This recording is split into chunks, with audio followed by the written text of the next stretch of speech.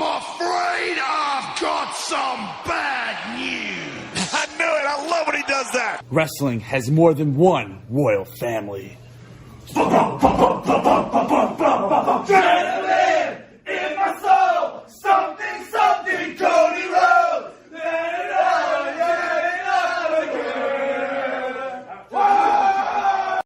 I'm the tribal chief around here. Yeah, you see me, the tribal chief. That's right. Time. But let me go ahead and tell you. Shut your bitch ass up.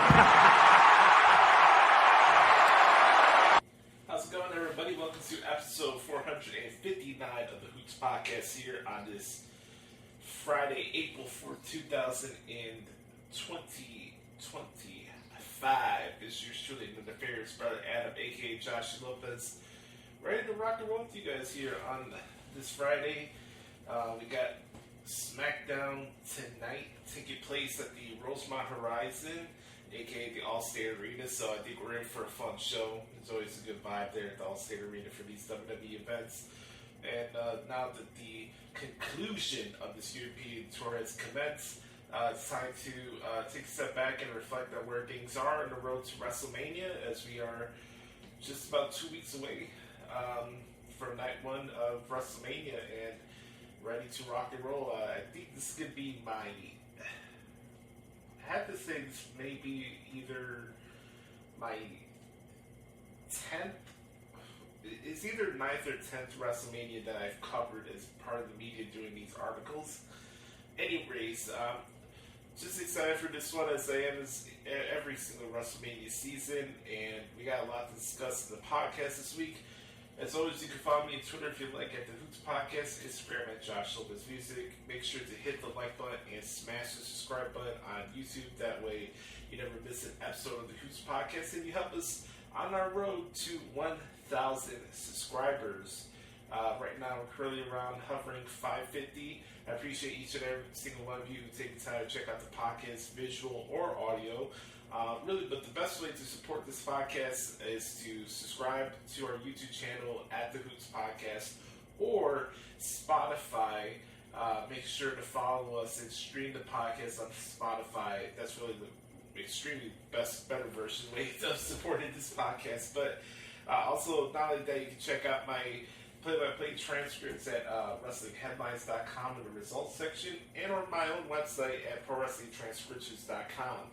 Anyways, we got our questions this week for the Back Porch Q&A session. We are now, the countdown to episode 500 is down to 41, which is crazy to think about, but time flies by fast while you're having fun. So this is episode 459.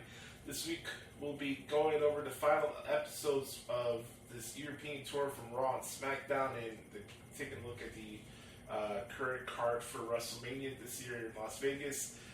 Talk a little bit about NXT as well, because they had a really good show this past week. I want to talk about they're kind of building towards Stand and Deliver, and then we'll get into the Back Porch Q&A session in our main event segment, as we usually do this, as we do each and every single week here on the podcast at Hoots. Also, I'd like to remind everybody, if you ever have any suggestions for the Hoots Podcast, if you're a first-time listener, we appreciate the support. This is more of a back porch, laid-back type of conversation about professional wrestling. I do cover professional wrestling for a living, so I can give more of my analysis on here as opposed to takes. I do a different line of coverage than you'll get from your common wrestling media member.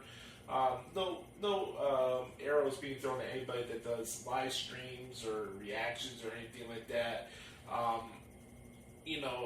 We all have different perspectives. I provide a unique perspective for the fact that I actually cover these shows in depth, and the fact that I make a transcript for every single WWE televised show, which is Raw, SmackDown, NXT, and now Evolve on Tubi each every single Wednesday nights, including all the PLEs on Peacock for both NXT and WWE on WrestlingHeadlines.com. So what that means is I'm breaking out every segment in every match. So I think my experience getting to do these type of articles for the past decade could lend some different context and substance to these discourse in these podcasts, because a lot of it is just like, you know, a lot of people kind of live and die by the week's episode of Raw and or SmackDown, and I've never looked at professional wrestling that way. I kind of take things one show at a time, but also knowing the bigger picture of where things are going,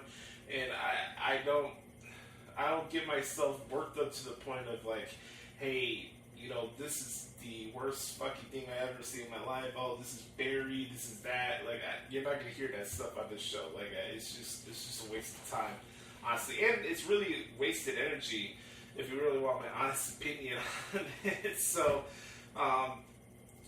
before we get to this week in WWE, I just want to reflect a little bit about this time period, because this little, I don't know how it is for you guys, but it's a little different for me. Like, this is probably the latest that we've ever had at WrestleMania, or at least I know this is definitely the latest WrestleMania that I ever covered, just calendar-wise. I guess you could count the one that I went to in Tampa halfway during COVID, during the pandemic, where it was like half the arena and the whole locker room was on a stage with Vince McMahon. I was at that show in 2021. It kind of been WrestleMania brings back like a lot of memories, and it gets you in a really reflective mood, because really WrestleMania season is actually right around the same time that me and Adam Daly were coming up with the idea for this podcast. So I always get in a retrospective type of mood during this time of year. And also, it's also a reminder, you know, like, this is also coming to an end, too, you know? Like we get to episode 500, that's it. And we got the 9th anniversary coming up soon. And I just wanted to come in here and talk a little bit about, you know, some of my trips that I've been able to go to. You know, when I went to cover WrestleMania 31 in San Jose, which was my first one that I got to cover in the media, I was 20, on the verge of turning 21, and it was my first time traveling out of Chicago by myself. Now, I've been to Boston a couple of times, but that was for high school reasons. I was part of a jazz band in high school, and we got accepted to perform at the Berkeley College High School Jazz Festival, and they would have it at the Convention Center in Boston, downtown, right around early March. And when I would go to those trips, I went as part of the school. So, like, think about that. You go from the last one I did was 2012, which was my senior year of high school, to here we are in 2015, 3 years later. I'm taking my first trip out of Chicago by myself, and I like challenges. I am kind of a introvert at heart. You know, it's a little different for me. Like, I feel like I'm in my I'm in a safe space when it comes to like coming out here, being myself, not really worried about any negative comments coming back at me. Like, you know, I guess we all have our different balances of how we go about, like, you know, whether we're shy in this circumstance or that circumstance. Like, when I record a podcast, or when I'm doing an article, or if I'm playing a concert on a stage, like, I feel that's my safe space. Like, it's hard to explain, but in other situations, you know, if I'm in, next to you in person, or I'm in a large setting and I'm by people that I don't know, the shy Joshie comes out. So, you know, this is my first time getting to explore a different city by myself, and I'm by myself the entire day. And going back to the original point I was making here, like, I don't mind my own space. You know, I like to keep to myself. I mean, I've been, in a way, living on my own for, when did I move out of my first house? 2021? Yeah. So for 4 years now, I've been on my own, doing my own thing. Yeah, I have family members come visit me from time to time and stuff like that, but my day-to-day, week-to-week, I would say, for the most part, I've been by my own. And this brings me back to that first trip that I went there in San Jose as kind of like a challenge of seeing like what it's really like to be on your own. I wasn't even 21 years old at the time, getting to navigate what Santa Clara and San Jose looked like. I was at a hotel that was like 25 or 30 minutes driving distance to where the 49ers played. I had to pick a hotel that was closer in San Jose because that's where the convention and Access and Raw and all the stuff was down there in the downtown area. So I had to stay over there for that trip. So it was cool, you know, I really liked San Jose. I liked the weather. It was really nice and windy. Like, you get a breeze, but it's like a good breeze. Like, you feel that wind hitting you in the face, and it's not too hot, it's not too cold.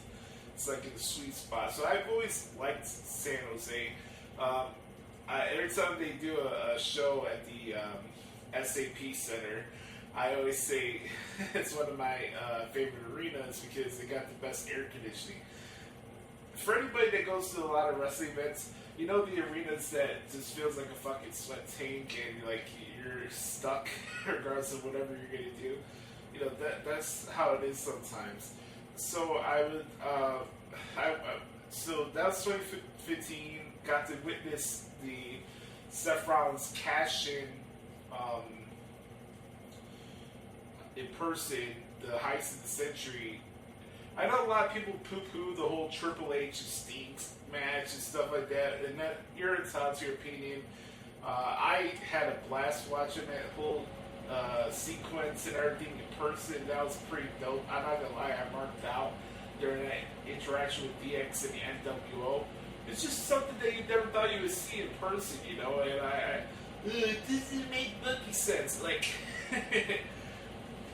believe it or not, like, maybe I'm the only person that's been doing this stuff for long enough that it's like, I'll put on a wrestling show, regardless of whether I'm watching it as a fan or I'm covering it for work. Like, all that stuff about, oh, this doesn't make booking sense, yada yada yada, this person should have won and that person should have lost. None of those things ever pop into my mind. That's like the last thing I ever think about when I start watching a wrestling show. So it's like, I made this analogy before in the podcast where it's like, some people watch wrestling and they'll watch it with like binocular glasses and, you know, they have an inspector pad next to them. Like, okay, it's time for me to audit this show. Let me see what I can write down so I can dish out a lame ass tweet and, you know, cloud chase for retweets and stuff like that on X. Yeah. So I remember this like it was yesterday.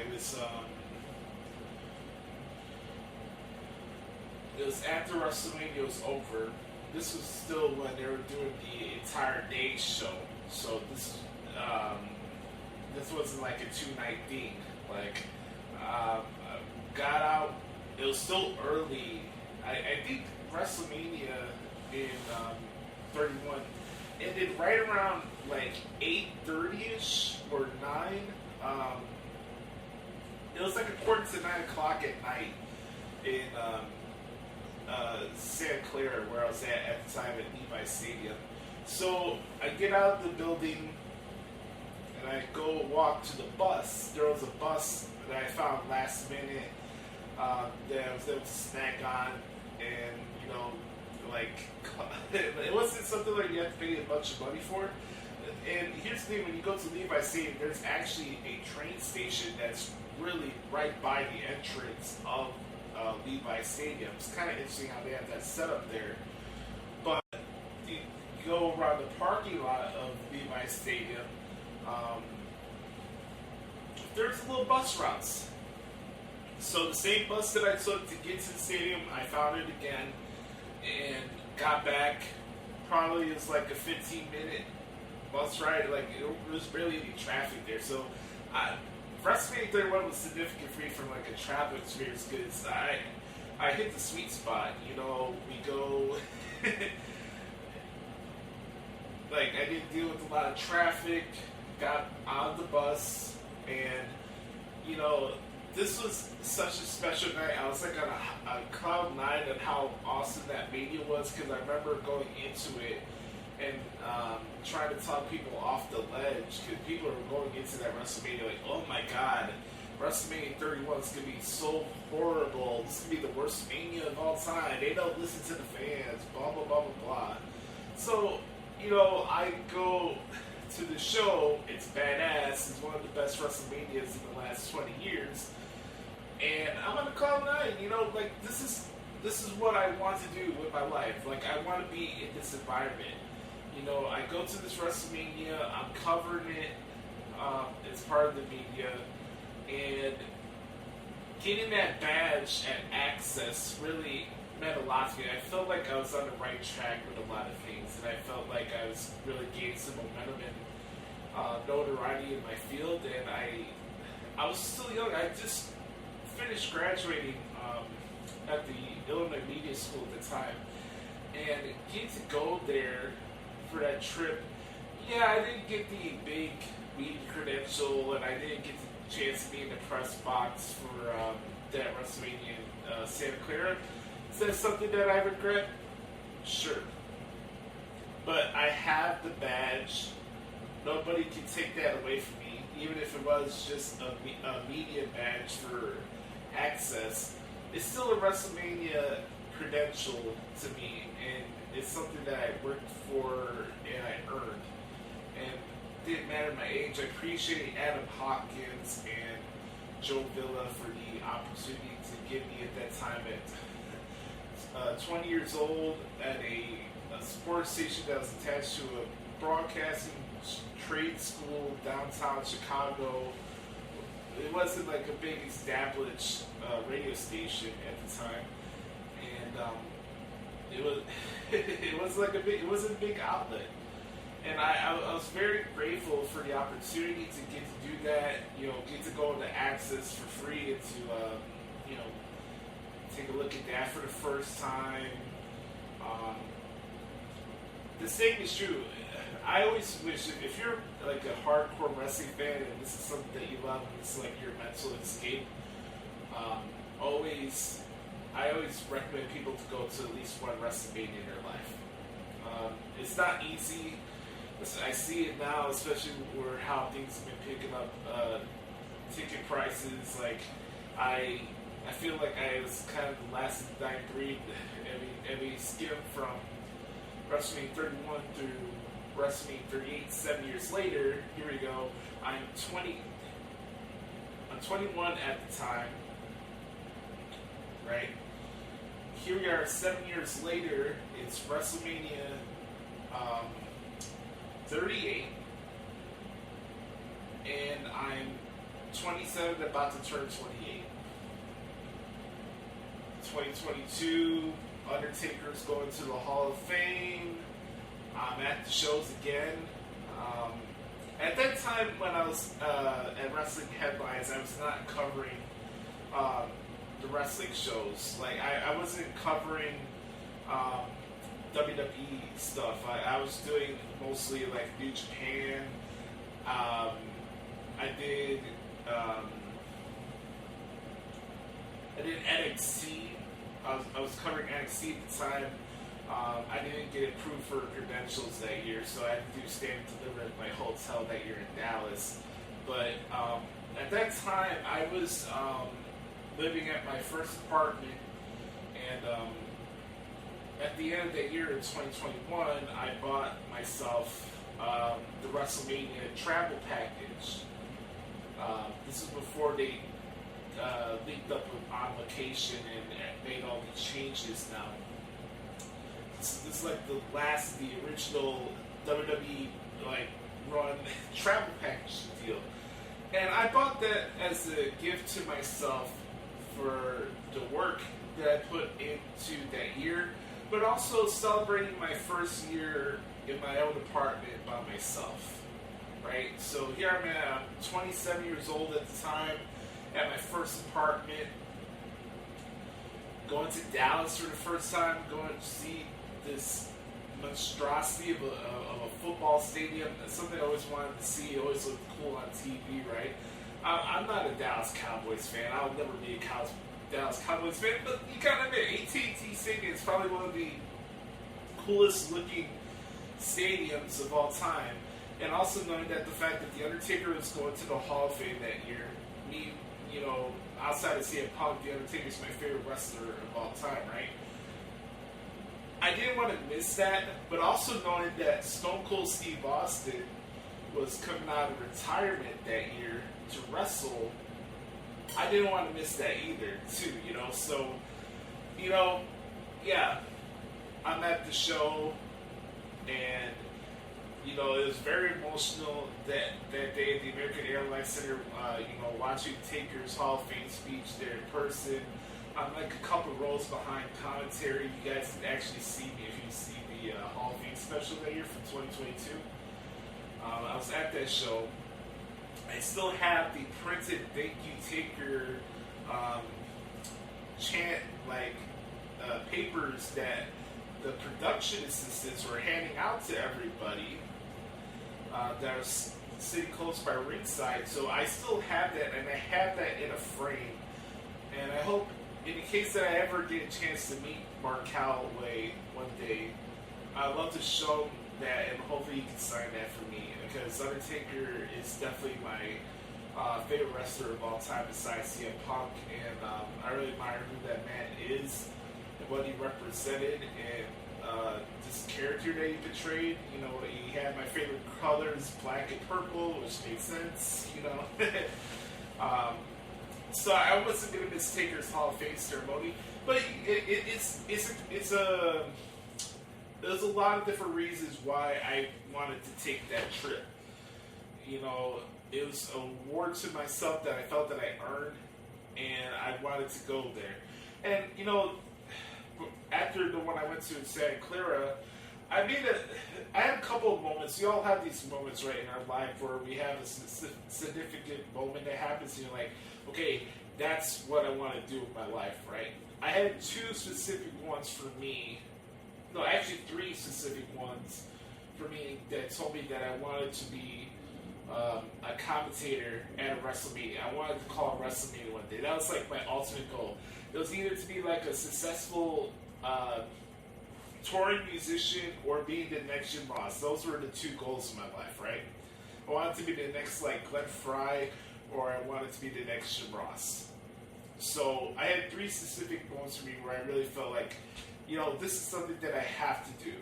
Yeah, I'm doing the play-by-play articles, but everything that I've been putting into these articles is research. It's studying the craft. It's studying the business. I'm having all these moves logged into this massive brain of mine. I'm not saying that I have high IQ or I'm, you know, or anything like that. That's not what I have. Literally, I do have a big ass head, and it's not even like an ego thing. I do have a big cranium. I don't know why I was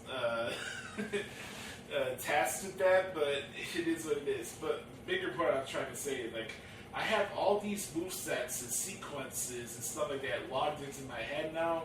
In the opportunity that I ever get a chance to do play-by-play commentary for wrestling, I know the moves. I can call them out and stuff like that, but getting to watch the product and seeing how stories are being told and how they are described to the audience like that in the WWE Universe, I'm watching the stuff. It's a blast. I love what I do. And I had three specific moments in my life where I felt like this is something that I really wanted to do. You know, the first one was being there in person for the Punk Cena match at Money in the Bank 2011. And the thought that cracked in my mind as I'm watching these moments in person is that one day I'm going to be behind that desk.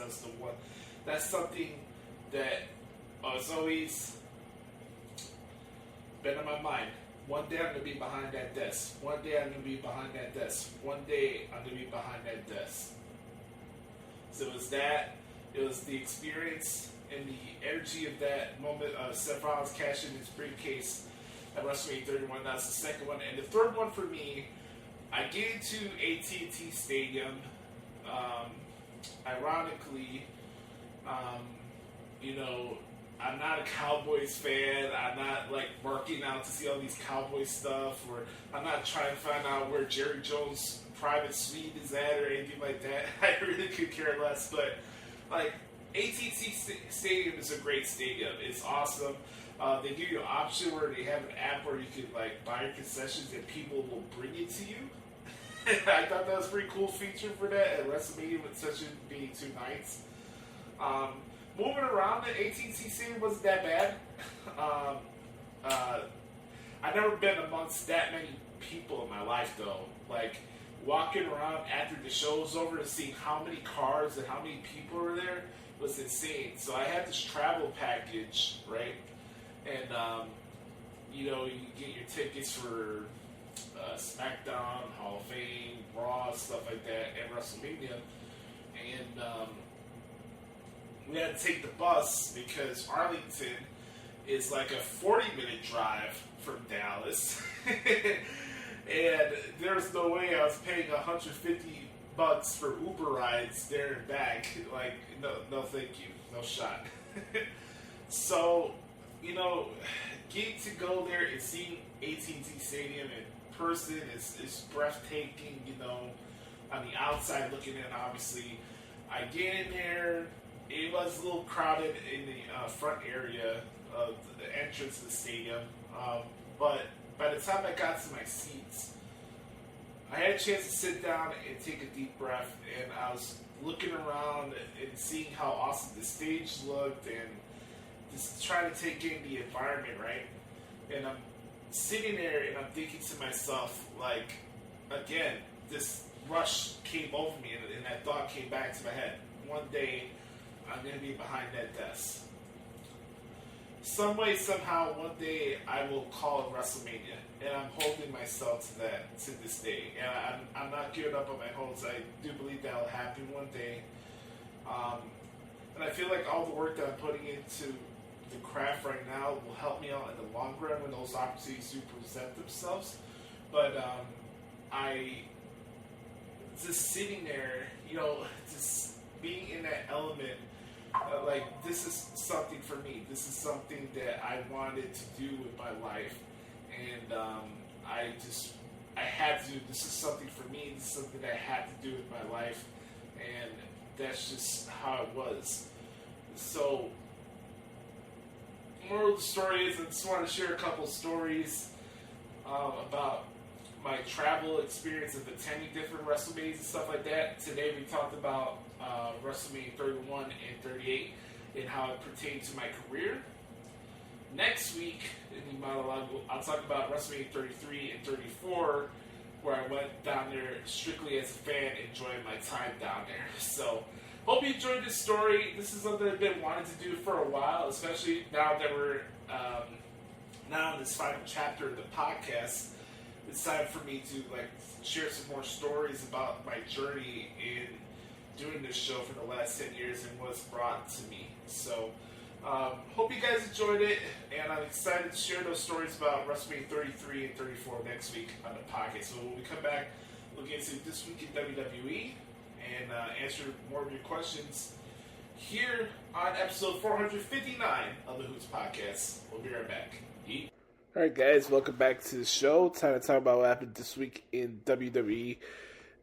Before we get to breakdowns of SmackDown and Raw this week in NXT, I just want to give a big shout out to all the crowds from Barcelona, Spain, to Brussels, to Bologna, Italy, to Glasgow, Scotland, to London, of course, for crazy 3 weeks of programming. Usually, I'm a big routine type of guy as far as how I go about recording shows, how I go about my day-to-day stuff like that.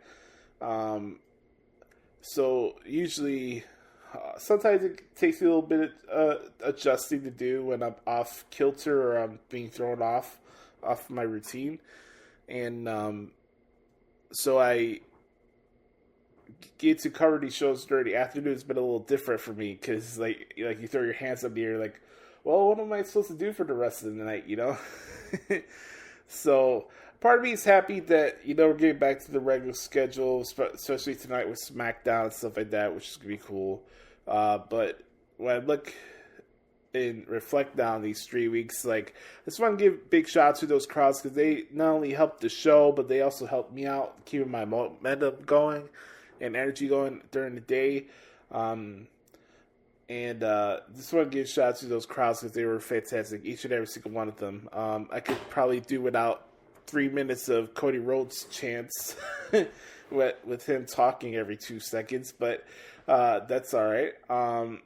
Again, I just want to send a big shout out to those European crowds because this is the first time ever that they ever did a live TV European tour like that for 3 straight weeks during WrestleMania season. So each and every single person that attended these shows over the last 3 weeks, you guys played a major part, and you definitely showed why European fans are much better than the fans in the United States when it comes to wrestling. So, big shout outs to you guys. So, let's start off with SmackDown as we usually do here on the podcast.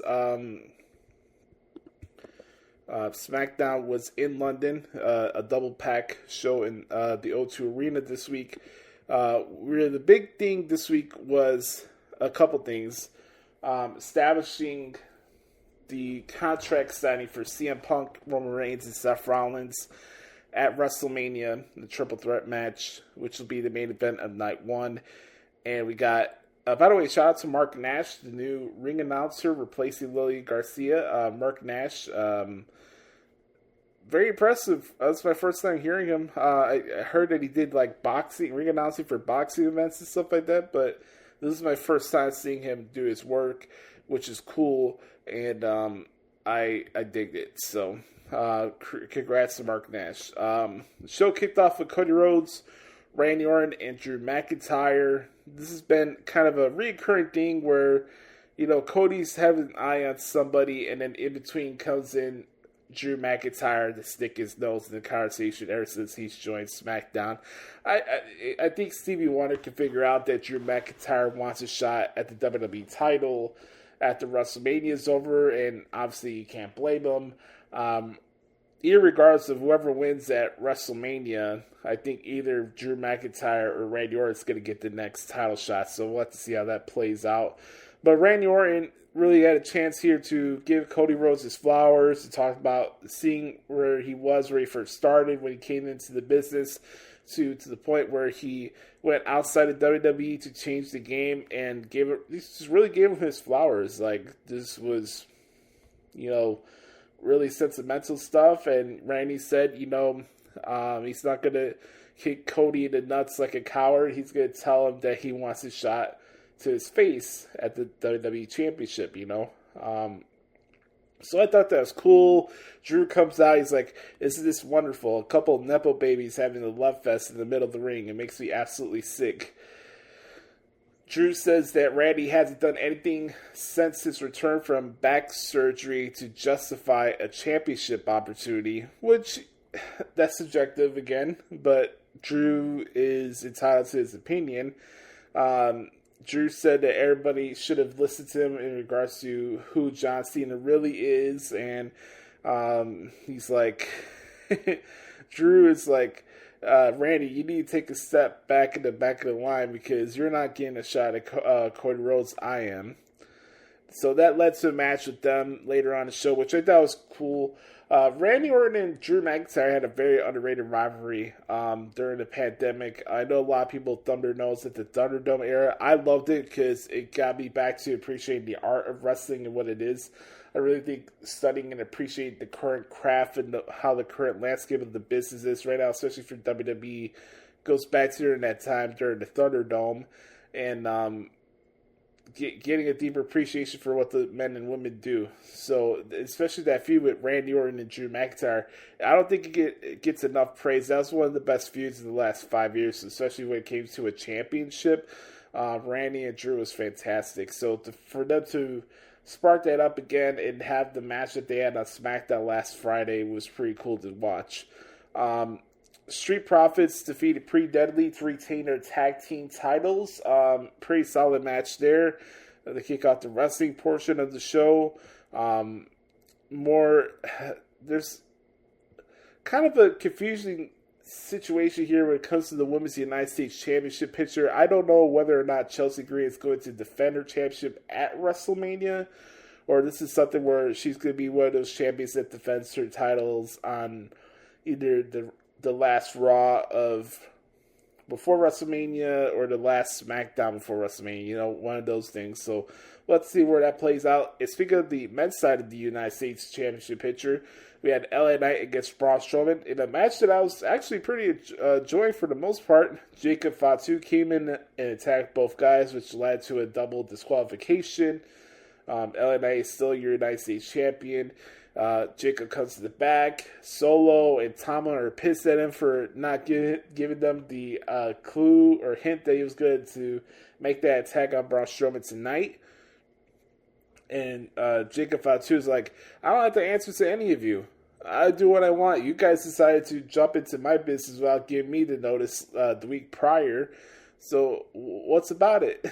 So now we're going to have Jacob Fatu and Braun Strowman in a last man standing match tonight on SmackDown, which is going to be a barn burner. I really wish I had the opportunity to go to the SmackDown show tonight at the Allstate Arena. It really sucks. I love getting to cover these shows live and stuff like that. This is my job and everything. But I'm sad to say this. I haven't been to a wrestling show since June of 2022, which was the Hell in a Cell where Cody Rhodes revealed himself with a purple chest and everything in that Hell in a Cell with Seth Rollins. I have yet to been to a wrestling show at the Rosemont Horizon since that night in June 5th of 2022. It's a damn shame. I definitely want to go back to the Horizon at least one more time before I move to Florida. That's something for me that I really want to do. Anyways, Jacob Fatu and Braun Strowman taking place tonight. Last man standing is going to be pretty dope.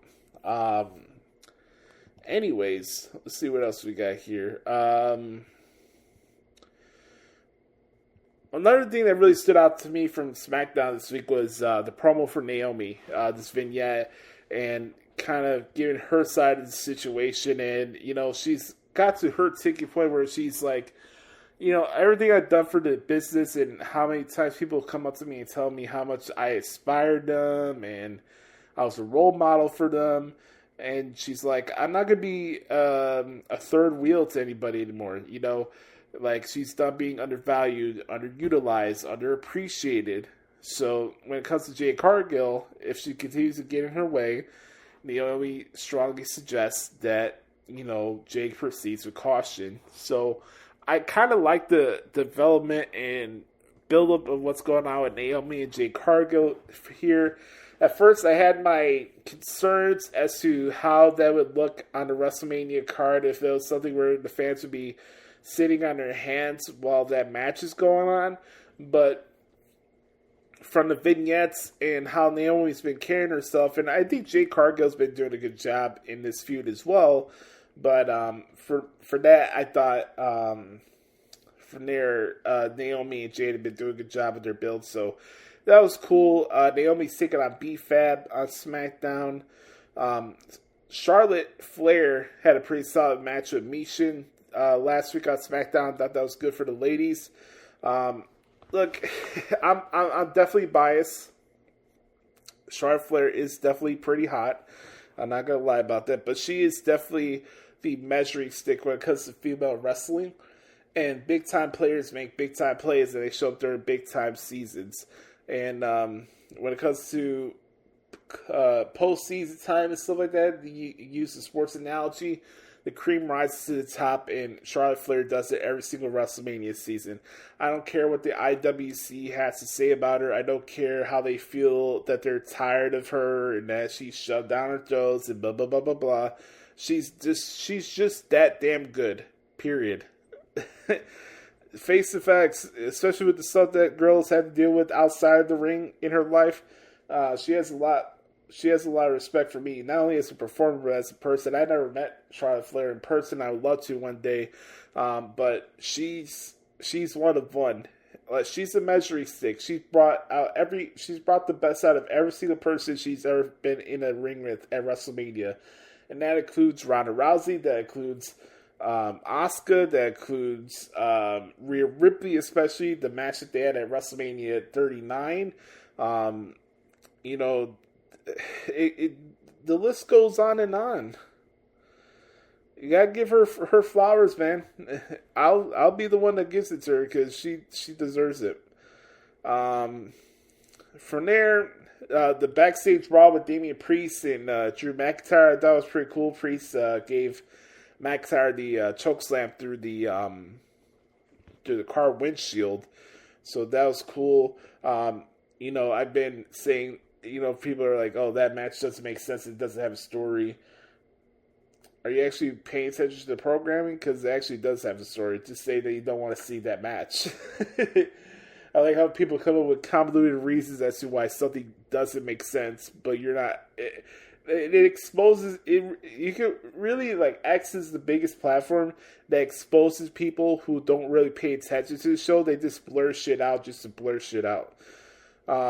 We go to the main event, which was CM Punk, Roman Reigns, and Seth Rollins contract signing.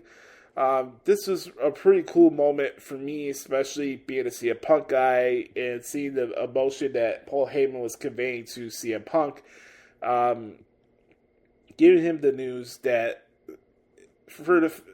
that's going to happen, that CM Punk is finally a WrestleMania main eventer. Part of me is hoping that we get to see a one-on-one interaction with CM Punk and Roman Reigns on SmackDown. I think that'd be pretty dope. That's just my opinion. So that was that. But Seth Rollins was about to snap on everybody. He's like, no, CM Punk does not deserve it. And Roman Reigns was like, you should be thanking everybody else. You should be thanking your tribal chief. So Roman Reigns is like, go ahead, do it. Acknowledge me and acknowledge your tribal chief. So I'll read what Punk said here verbatim. He says, thank you, my tribal chief, the holder of the Ula Fala, the head of the table, the big dog. Thank you for allowing a kid from Chicago to be graced by your presence. Thank you, my tribal chief, for allowing me to stand in your ring. And thank you so much. Thank you so much. Thank you, Roman Reigns, so much. Because of you, I will see you in the main event of WrestleMania. Thank you, but that's not the favor that I'm owed. The question's still out there, folks. What is the favor that's owed from Paul Heyman to CM Punk? That's the million-dollar question, but I thought this was a very strong SmackDown from London, and I'm curious to see what they do tonight at the Rosemont Horizon. So we go from there, and then we go to Monday Night Raw. Let me add this on really quick, because I know this has been a controversial topic, I guess, this week for whatever reason on X. Anybody with 2 cents of a brain would realize that CM Punk and Roman Reigns and Seth Rollins in their history definitely deserves to be in the main event spot of WrestleMania. This is business. This is not a charity hour. Yes, I'm a traditionalist just as much as anybody else, but it is what it is. The Royal Rumble winners are not in the main events of WrestleMania this year. They're not closing out the show. But that does not take away from what those matches could be, too. 2 things could be true. The best stories should close out the shows. And yes, just because Jey Uso is not in the main event of WrestleMania this year does not mean that he's not in a match that people are not. He's not in a match that people are not interested in. Like, you know, it's not like the spotlight will not be on him just because he's not going last, you know? That's how I look at it. And anybody saying that CM Punk and Roman Reigns and Seth Rollins was just thrown together, it doesn't have a story, again, you're not paying attention to the show. You're just not. We go to Monday Night Raw. We had another confrontation with Cody Rhodes and John Cena. I gave my thoughts last week as to how people are like, just like pontificating things that just make no sense to like make them be the opposite of what the general perception is of this feud. When you look at what's taking place with John Cena and Cody Rhodes, yeah, did John Cena need 2 weeks to just only rip the fans? No, not necessarily. But at the same time, the problem ahead was addressed on Monday. What's your actual issue with Cody Rhodes? And why aren't you addressing Cody Rhodes? And that was addressed. And we had probably the best back and forth promo segment of the entire year so far on Monday. That was awesome. I can't put that segment over with Cena and Cody as much as anybody else. I mean, all the different references. You know, John Cena saying that Cody Rhodes is nothing more than his chauffeur, and that you stole every secret that John Cena taught you about what it means to be undeniable and stuff like that, which I thought was a nice tie-in with the Cody Rhodes backstory from being undesirable to undeniable. And, you know, Cody Rhodes going back at John Cena saying that you want to come at me saying that I was protected in all these things. Yeah, you're the one that only was in your spot because of Vince McMahon, and that, you know, if anybody's like I love the line Cody said here, you know, if anybody's a company creation, it's you, John Cena, and not me. Then we go more back and forths.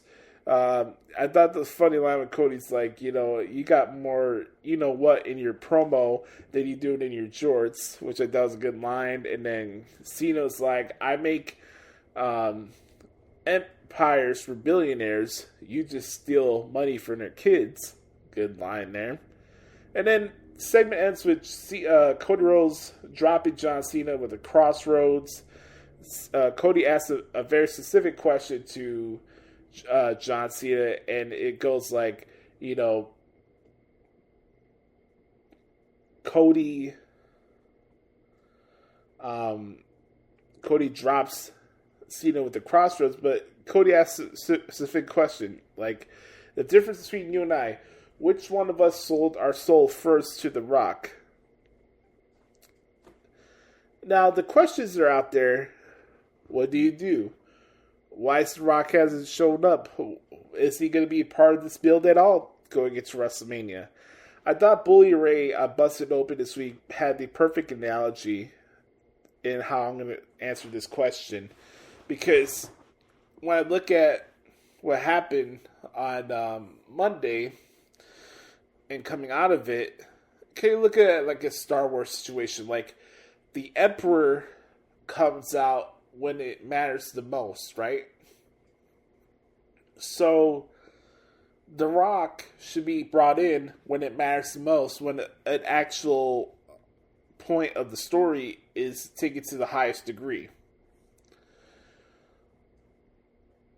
Less is more.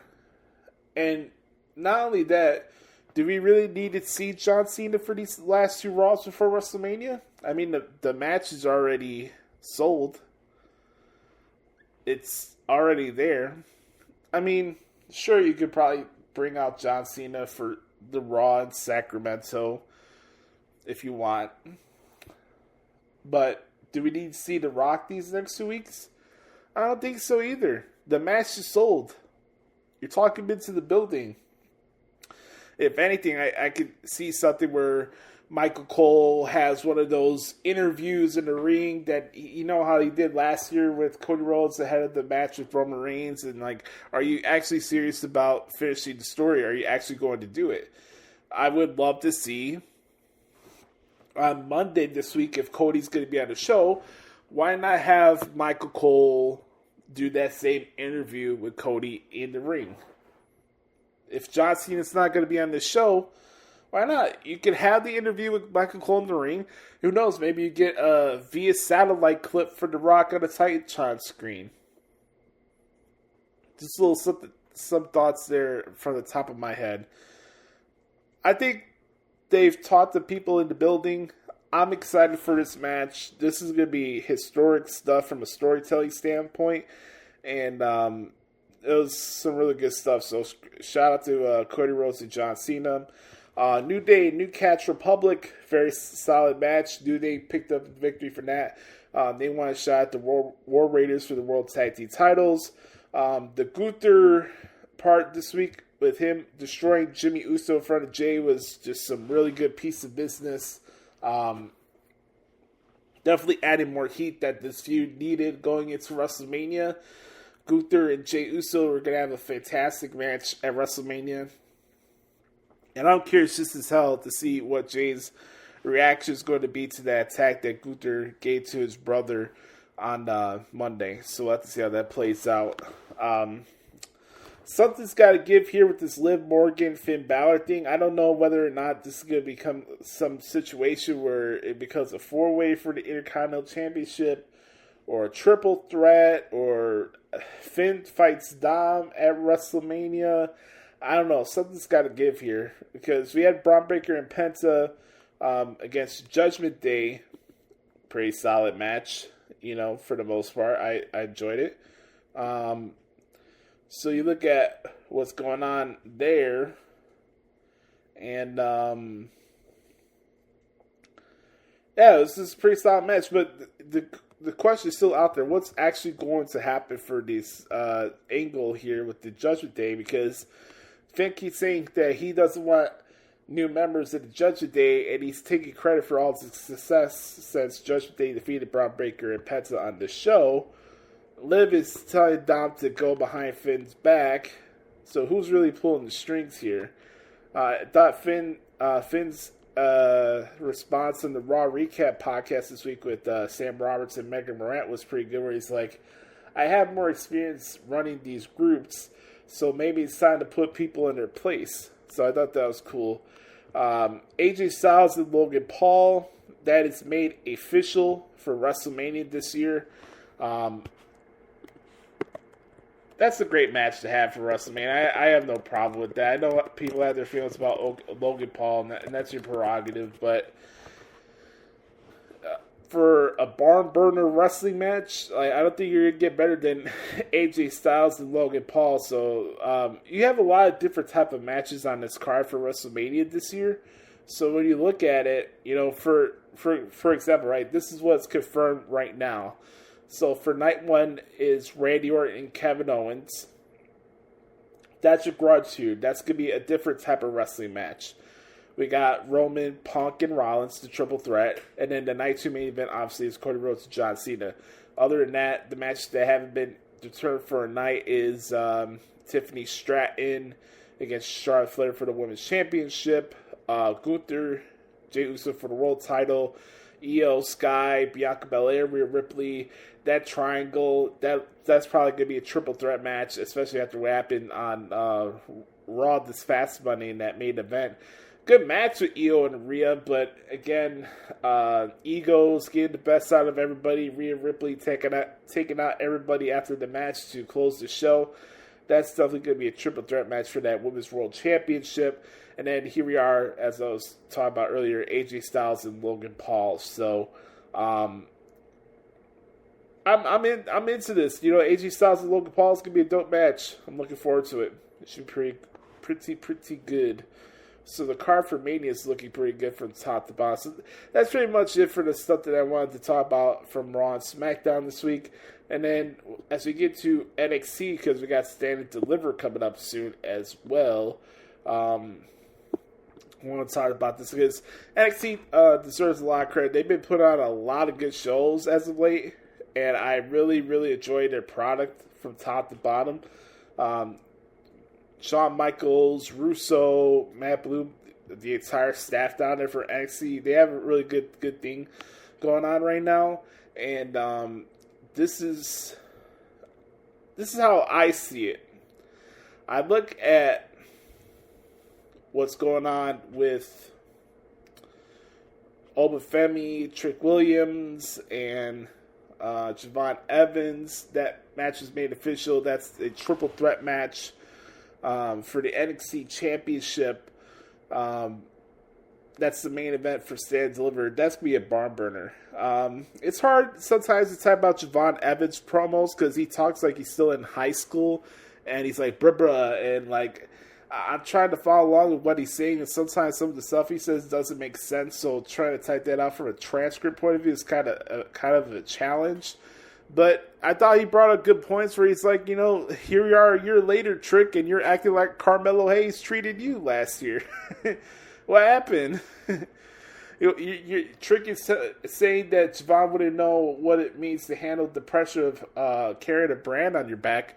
What about you, Trick? You're showing your hand that you can't handle the pressure of holding a brand because you're acting just like the guy that did you wrong last year at Stand and Deliver, going into Stand and Deliver.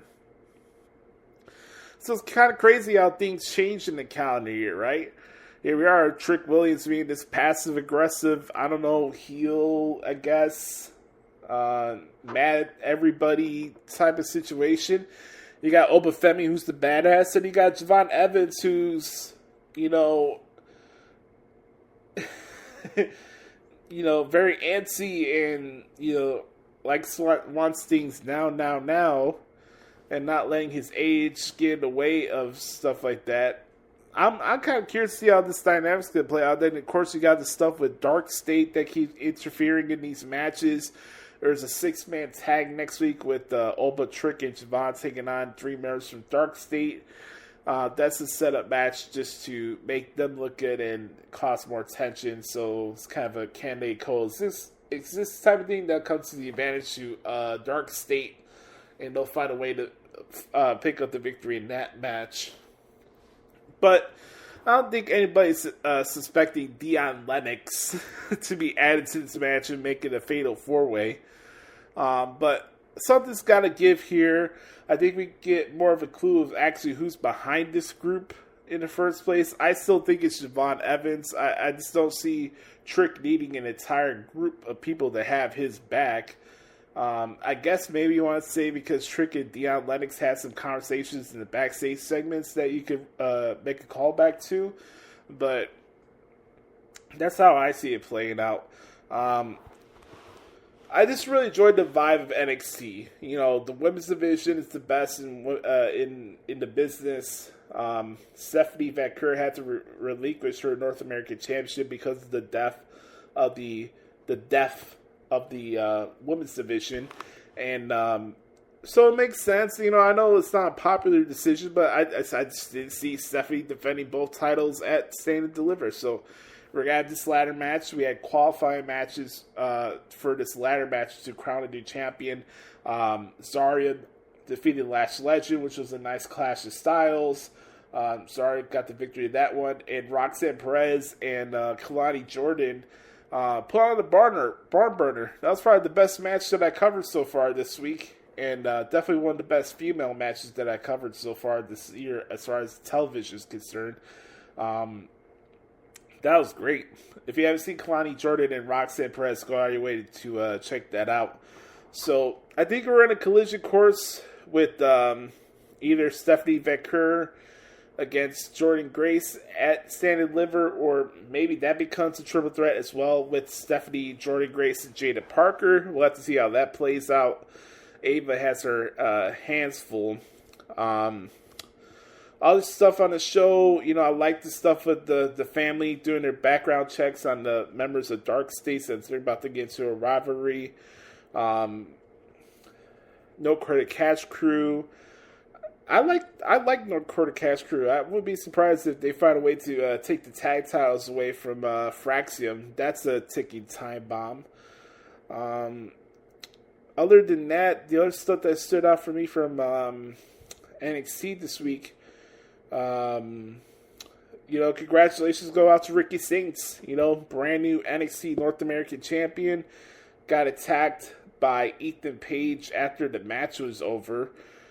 So we have Ethan Page going to be taking on Ricky Saints at Santa delivered for the North American Championship. That's going to be pretty cool. Pretty funny Tony fumbled chance. So that's crazy. Who would have thought that in a year's time that we see Ricky Saints against Ethan Page at Stand and Deliver. That's insane. I didn't think that was going to happen, but on that note, folks, that's what happened this week in WWE. When we come back, we'll answer your questions for this week's edition of the Back Porch Q&A session right here on episode 459 of the Hoots Podcast. We'll be right back. Yeet. All right, ladies and gentlemen, one more segment to do here on the podcast of Hoots this week. Excited to answer your questions for this week's edition of the Back Porch Q&A session right here on the Hoots Podcast. As always, if you want to leave a question, hit yours truly up at the let's scratch that. Hit up yours truly at the Hoots Podcast at gmail.com or at the Hoots Podcast on X. So let's do it, ladies and gentlemen. Throw the X, ladies and gentlemen. Throw it up. Throw up the X for the good brother Chris Zaletta and X Team Zaletta 24X on the Twitter machine. Let's see what Chris has for us this week. He says, "What up, Oos? Here's the question for the Q&A this week. Thoughts on Rusev rumor return, and what do you think this tender will look like?"